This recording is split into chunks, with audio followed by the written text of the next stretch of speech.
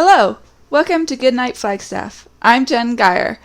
I have 3 boys who like to listen to Goodnight Flagstaff every night before bed, and I'm a writer and I just love to read. So thank you for tuning in to our community story time. You can find our new chapter from one of our favorite family-friendly books at 8 p.m. each weeknight on the Literacy Center's YouTube channel and on Creator Radio, a local online radio station.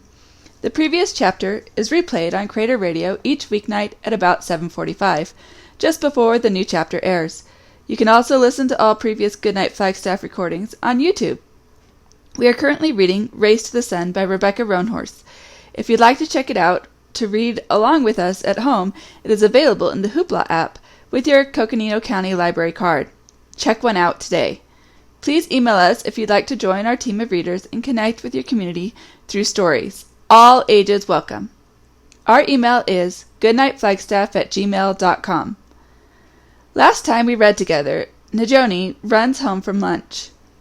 But Mr. Charles is at her house when she arrives, putting a trunk in his SUV. She hears him talking about using her dad to get her to do what he wants. Once Mr. Charles leaves, Nizhoni goes inside and finds an apple with the word "Run" carved into it. Her dad must have been in the trunk. Nizhoni grabs the family photo and runs. Chapter 11.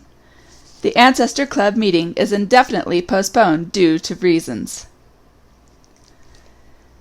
"Mr. Charles kidnapped my dad!" I shout as I skid through the library's double doors. 6 pairs of eyes turn to stare at me.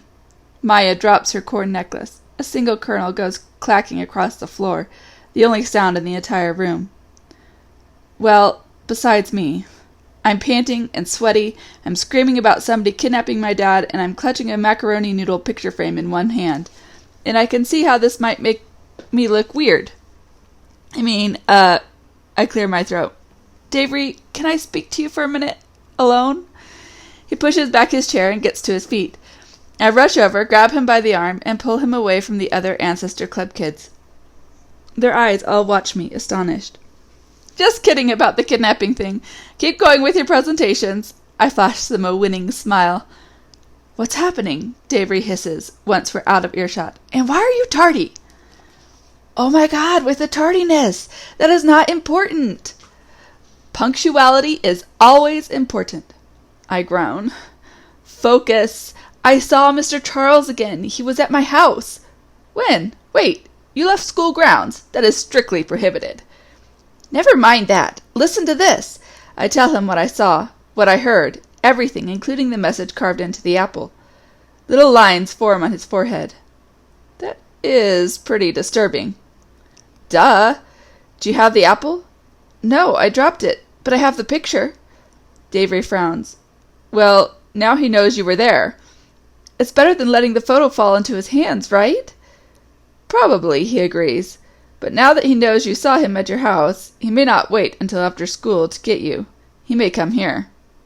As if on cue, the overhead speaker crackles to life.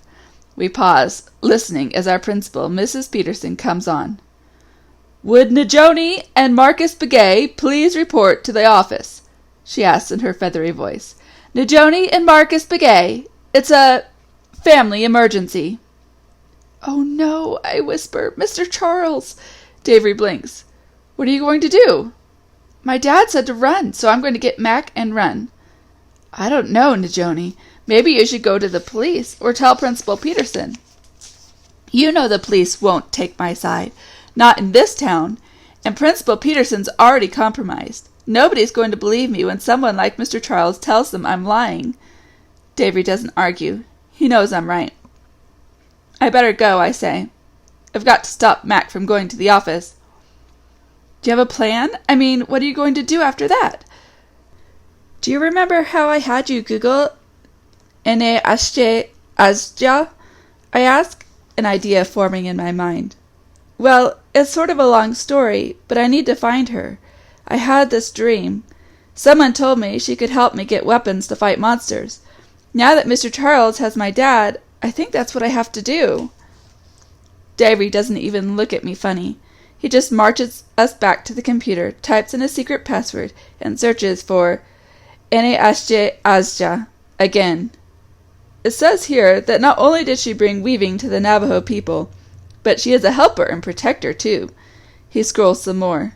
Her traditional home is at the Spider Rock in Canyon de Chelly. Oh, I blush. I honestly thought it would be harder to find her. Apparently not. She is near Chinle, Arizona, on the Navajo Nation. He quickly pulls up a map. It looks like you can take the train as far as Gallup, New Mexico. From Gallup, it's another 91 miles to Chinle. 91 miles? That's too far to walk. We'll just have to take the train now and figure it out once we get there. Maybe they have Uber? Davery pulls up the Amtrak schedule. Okay, there's a train leaving in an hour. Can you get to the station downtown? I'll have to find Mac first, but we'll make it. I watch as he fills out passenger information forms for Mac and me. When he gets to the payment screen, he doesn't even pause, just types in the numbers. When did you get a credit card? I ask, surprised. For the first time, Davery looks guilty. Davery Dallas Deschênes, you better explain. It's my big brother's, he says sheepishly. I use it for buying games online, and I pay him back with my allowance. But this is an emergency, right? The principal said so. I lean over and hug him, squeezing until he coughs. You're the best. Yeah, I know. So, he hits print. 3 tickets to Gallup. 3, I ask, confused. 1 for you, 1 for Mac, and 1 for me. You're coming? He nods. I can't have my best friend running off to fight monsters by herself. Smiling, he adds, besides, you might need a credit card again. I grin, ready to burst with happiness and relief. He hands me 2 of the printed tickets.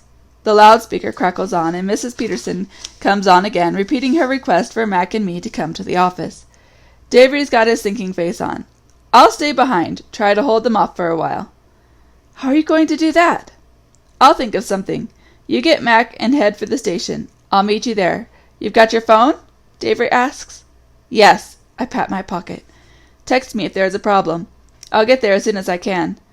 I give Davery one last shoulder squeeze before I fast walk past the Ancestor Club kids, who stare open-mouthed at me again, and rush into the hallway to look for my brother.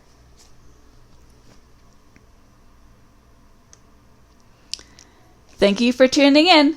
Join us next time for Chapter 12 of Race to the Sun. Good night, Flagstaff.